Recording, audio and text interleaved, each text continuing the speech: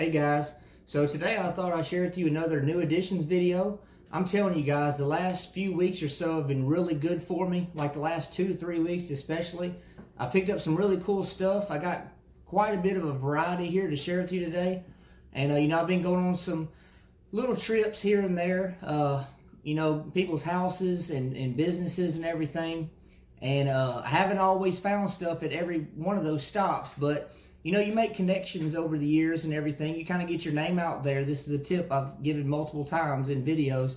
Get your name out there, let people know what you're looking for, pass out cards and everything else, and you'll start getting leads. Stuff will start coming your way. You just gotta be patient sometimes, but like I said, I'm just really pumped up to share this with you, what I have today. Just a lot of really good stuff, and I really think you're going to enjoy it. So without further ado, let's get going.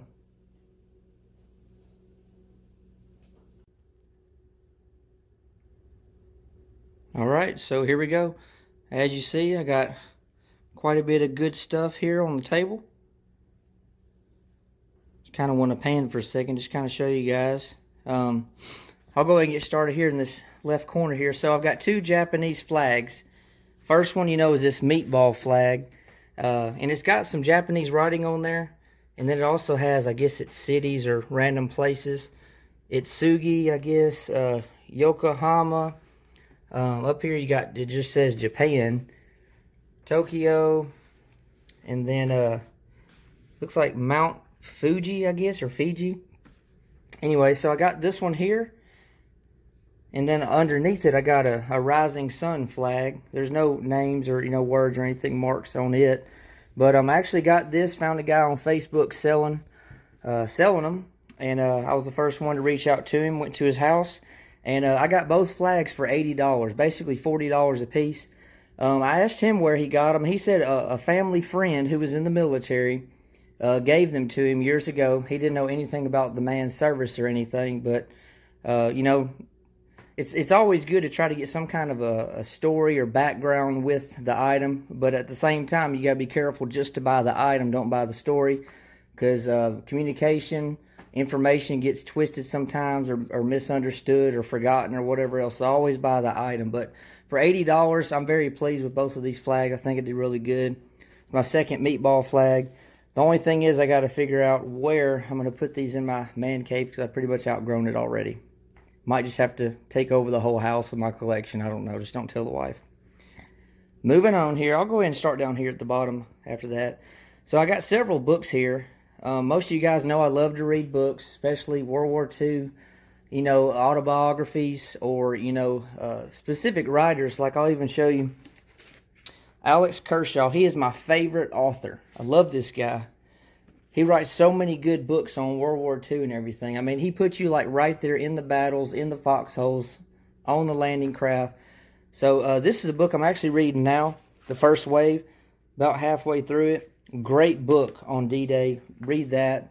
He wrote another book called The Bedford Boys about the very first troops, Company A of the 29th Infantry Division that landed on Dahlgreen Sector.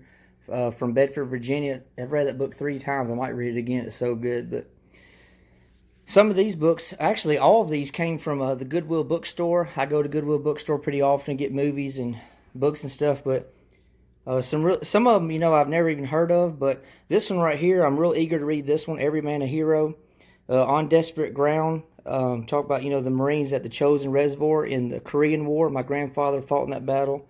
Never Call Me a Hero. So I'm looking forward to reading these books. I think I got about 75 books now I haven't even read, but can't beat them for, $3 or $4 when they're brand new, like 15, 20, 25. Moving on here.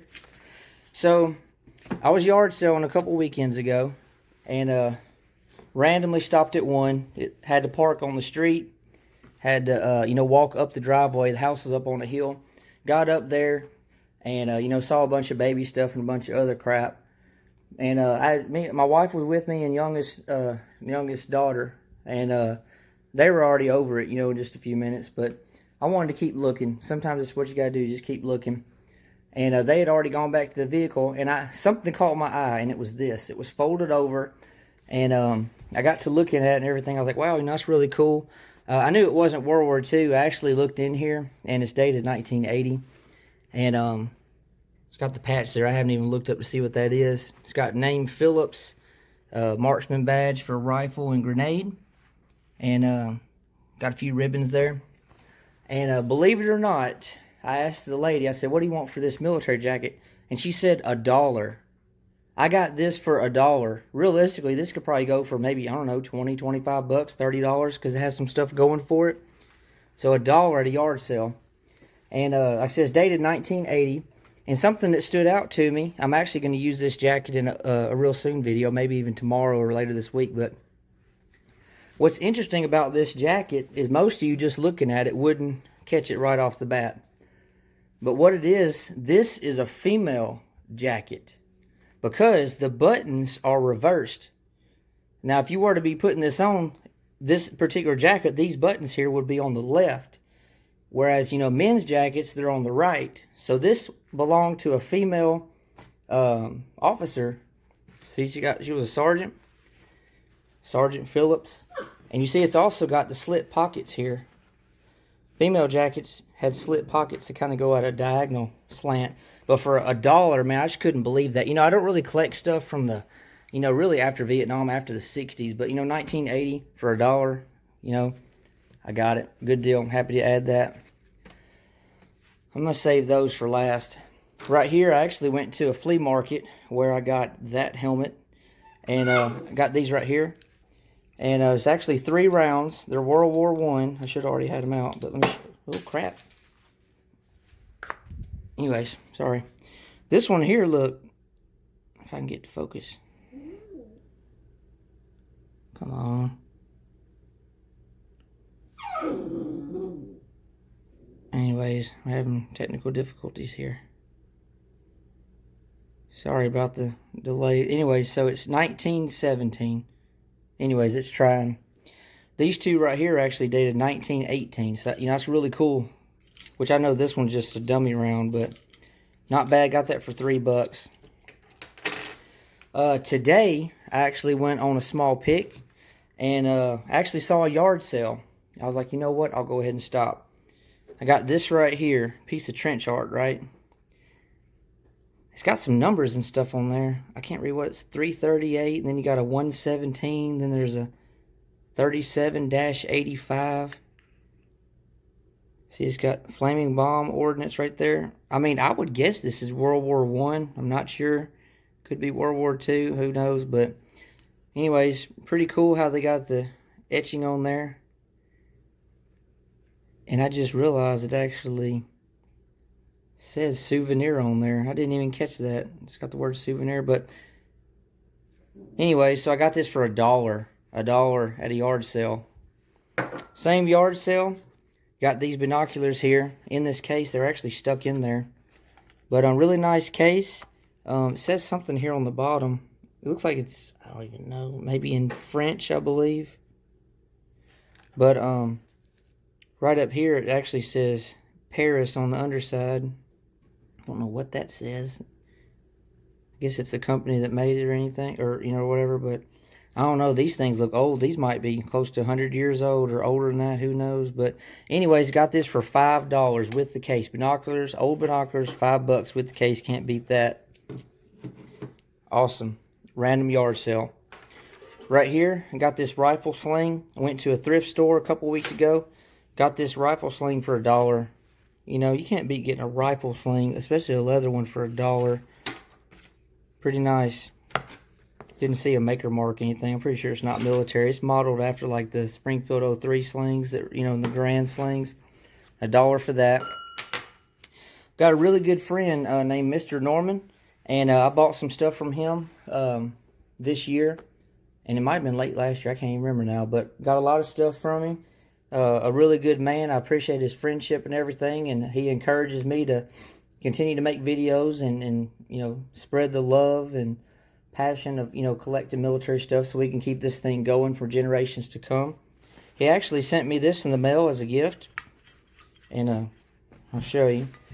It's a World War I canteen with you know, cap, chain, and everything in really nice condition, really nice shape. World War I cover as well, dated 1917. See that? 1917. Overall, pretty good shape, actually. You know, it's got some staining and stuff, but, you know, I like the used look, the been there, done that, and everything, but this was a gift from him. He just wanted me to have it, and I really appreciate that a lot, Mr. Norman. I'm sure you're watching, so thank you again for all you do. I appreciate you a lot. Thank you for your support. So, on Facebook, I met a lady, and she said she had some military stuff. Went over to her house today. Got this World War I canteen. It actually says LT, you know, for lieutenant, and then it looks like R.E. Kernood. Looks like K-E-R-N-O-O-D-D. Kernood. Lieutenant Kernood, I guess that's what it is. But anyways, got this for $10, which, you know, named and everything. I thought that was pretty awesome. Thankful for that. Same lady. She had this World War II ammo box. You know, I love the old ammo boxes. They're embossed. You know, they got the raised lettering and numbers and stuff. Not too bad as far as the shape, you know, condition. Unfortunately, it doesn't have the lid on there, but that's okay. Paid $10 for it, so grateful for that. Alright, now the last two. I'm really pumped up about showing you these. You guys know I'm a helmet freak. I love them. So, I was at a flea market a couple weekends ago, and, you know, didn't really see much of anything. It wasn't enormous, just an average-sized flea market, I guess. And, I was getting ready to go. I was pretty much done, you know. And something caught my eye, like from about 30 feet away. There was a man standing looking at a table, and he moved to the right just a little bit. And then there it was. There this was right here, just waiting on me, waiting for me to come and pick it up and look at it. Like the light just shined on it, and there was like a glint or like a spark, and it drew my attention, and I had to hurry up and get over there, right? Went over there. Luckily, the guy standing in front of it wasn't interested in that. He was looking at pocket knives. So I just kind of stood beside him, reached and grabbed this, got it in my possession, and it was mine by then. Immediately, I saw it was, you know, front seam. Okay, definitely World War II. Flipped it over. Okay, you know, it's got chin strap, swivel bell. Looked at the heat stamp. Well, I done lost it now. And it was, well, crap. Let me look at my notes. Anyways, looked at the heat stamp, and it's actually 126A. So this helmet would date to around February of 1942, and it would have originally been a fixed bell. So over time, the bells might have broke, or it just might have been, they might have been replaced, which was very common. Very nice shape for that. It actually had this liner with it. AP, which I should have looked up. I think it's Air Patrol. Correct me if I'm wrong. But AP on there. Been painted white. But look at this. It's a World War II liner. Now, the sweatband was connected back here. But I did go ahead and disconnect it. Another good friend of mine, Philip Merritt. He's always calling this out. And whether it's a video or Facebook group picture. About, you know, over time, if the sweatband stays connected back here, it's going to start tearing. So I did go ahead and disconnect that. But as you see, this thing is just in great shape. Unfortunately, it doesn't have the leather chin strap, which we know that's very common. It's a Seaman paper liner. Really good shape. And I looked at the tag. Let me show you. This is what I paid for it. Uh-oh. $40. $40 for this. World War II, early McCord, you know, roughly around February 1942. Original liner. Really nice shape, $40. This right here is probably a $100 set, you know, maybe $125, I don't know, but I was really excited about getting that. Awesome. So this past Saturday, just a few days ago, actually Friday, I was looking online at estatesales.net, and I always, you know, look for local sales and everything, look for military stuff in the picture or the description. And I was looking through this one sale, looking at the pictures, and there was a garage behind the house. And I looked, and this was staring at me. That was looking right at me in the picture, just begging me to come buy it, pick it up, right? So I went early to the sale the Saturday morning. I was the 13th person in line. And I got looking, I was like, okay, of the 12 in front of me, 4, you know, were women. No offense, but I know most women don't collect military stuff. So I was like, okay, there's 8 guys that could be here to get this helmet set. But also, the sale had you know, guns, nothing military, just a bunch of old rifles and stuff. So anyways, we went in, and everybody started, you know, breaking apart. There was 4 guys left in front of me. They went right out to the back porch where the guns were, and also which led to the shed, or, you know, little garage behind the house. And luckily, every single one of the men in front of me stopped at the guns. I just briefly panned it with my eyes and kept on walking. I walked down off the deck, and I'm walking across the yard to the back garage, little shed-type garage thing behind the house. And I kind of look over my shoulder, and there's 2 guys trailing me, and they're following me. I'm like, oh, crap. So, you know, I kind of pick up the pace a little bit. I'm not running like Forrest Gump, but I was letting it be known that there was something I was eager to go get or look for. So as soon as I walked in there it was staring at me just like it had in the picture the day before. And I went right to it, picked it up, got it in my possession, and I was like, okay, awesome.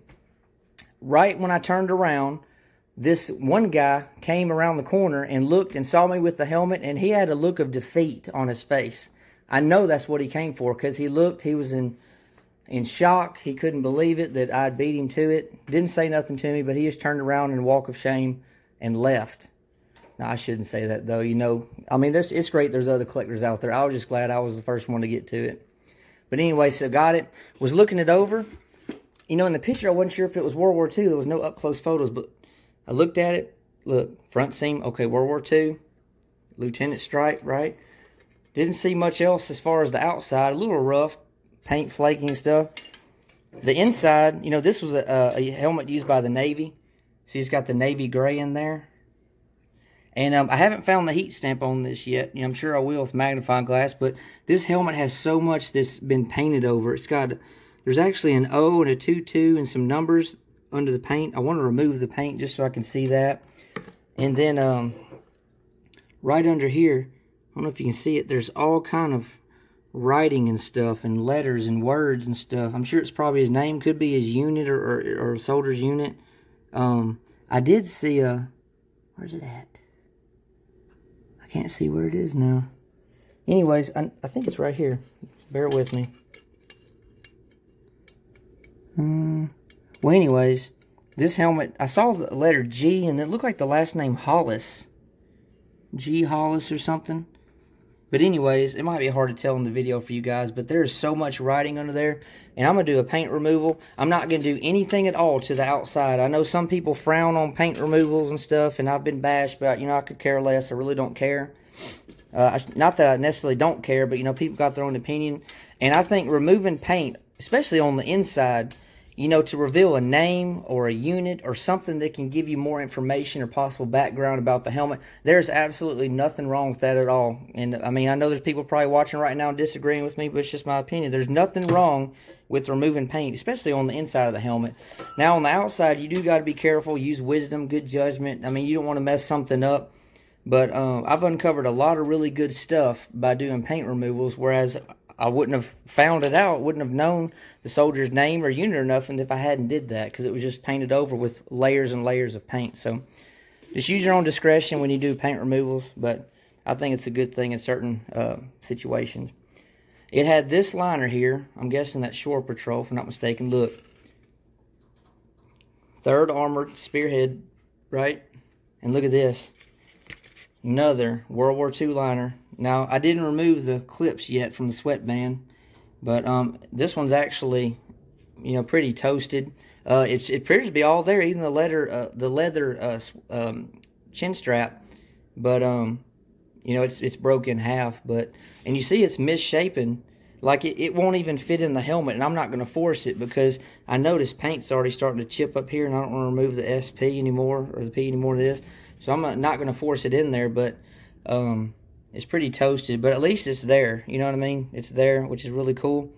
This liner is actually, I don't know if you'll be able to see it. I'm gonna clean up the inside just a little bit. It's like get all the dirt and dust out, but it's a Firestone liner. And I actually got something free with this set. Look, I got free spiders. You see that? They came right with it, you know. There was a bunch of them in here. Look. They're dead, but anyways. So, I know, big question. I know I'm rambling. I'm just excited. What did I pay for this? This set right here, I got proof. I paid a total of $20. The seller, you know, the company said the person $10 for each one. So here it is. This actually says 2 helmets, which, you know, one's a liner, 2 helmets, and that is a 2, $20. So $20 for this set right here. Again, just like this set, I paid $40. It was nice. This right here is probably $100, $125, $150 set, maybe more, which I'm not going to sell it, but I'm just saying, though. I mean, I just got 2 really good deals back-to-back weekends on helmets. And like I said, SP on that one, World War II. This one's AP. And I'm probably going to do a paint removal video. I'm not touching the outside of this helmet, but I'll show you the inside. Hopefully I can uncover a name or a unit information, get maybe some more background on this helmet. We'll see. But anyways, guys, pretty pumped. Thankful to be able to make this video. And more videos are on the way. I got some more trips planned. There's some gun shows coming up, flea markets, everything. I'm hoping to really wrap this year up strong as far as collecting, adding new editions. So continue to support me, follow me. Please like, comment, share, and if you haven't already, please subscribe. And I'll be getting back to you soon. Thank you.